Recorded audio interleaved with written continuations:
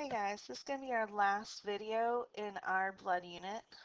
We've already talked about um, blood typing, actually getting the DNA fingerprinting through electrophoresis, um, and we've also talked about using PCR.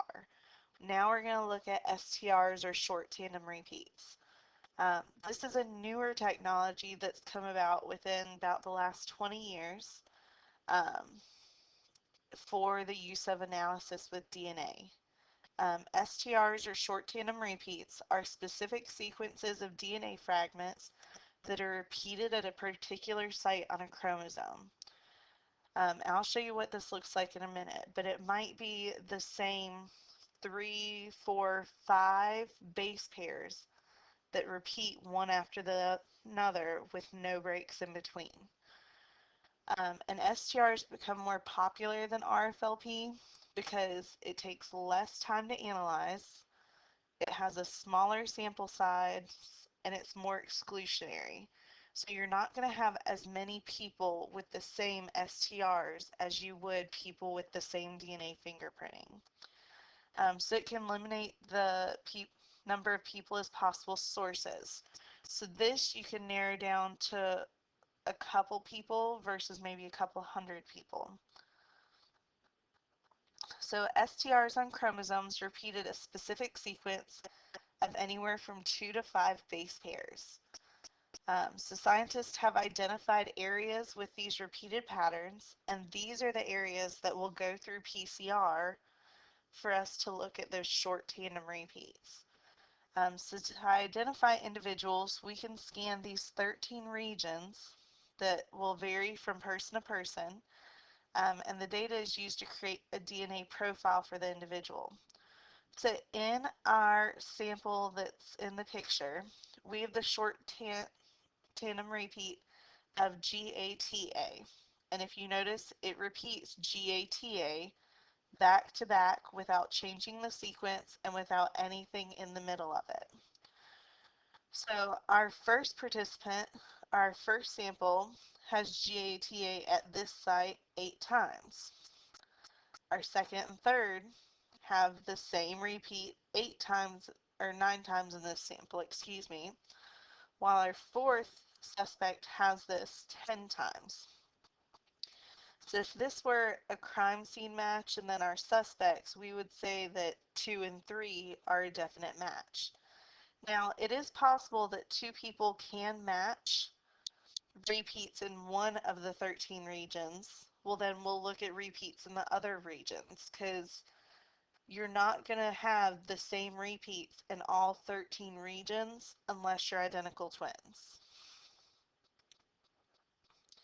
So it's rare that another person would have the same DNA profile for their set of regions, unless they're identical twins, like I said. So the short tandem repeats are what's analyzed using CODIS.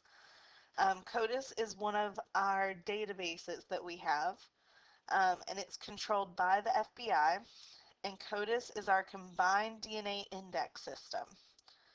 So this will allow for federal, state, and local crime labs to exchange and compare DNA profiles. So a lot of times this can be used to match different crimes to the same offender.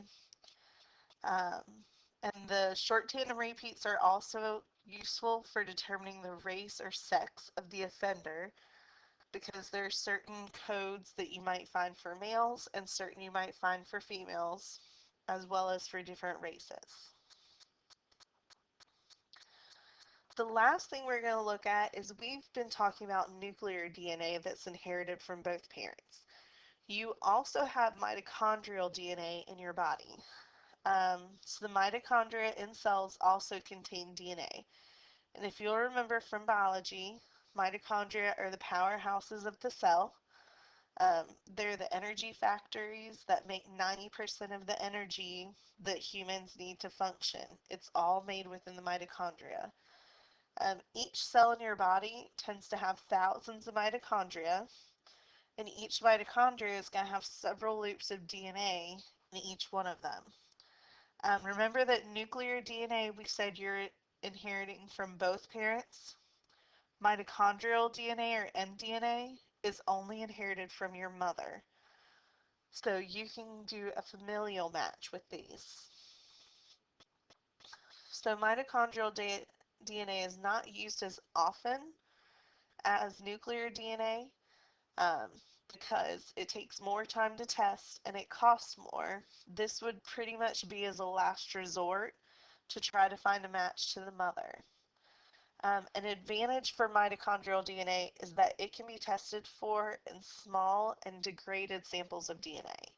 So even if someone has tried to clean up DNA, or you literally have a drop, or maybe it's dried for years and years and years, you can still test for that mitochondrial DNA to make a match to the mother, which allows you to find the suspects because you've narrowed your suspect pool down to their children only.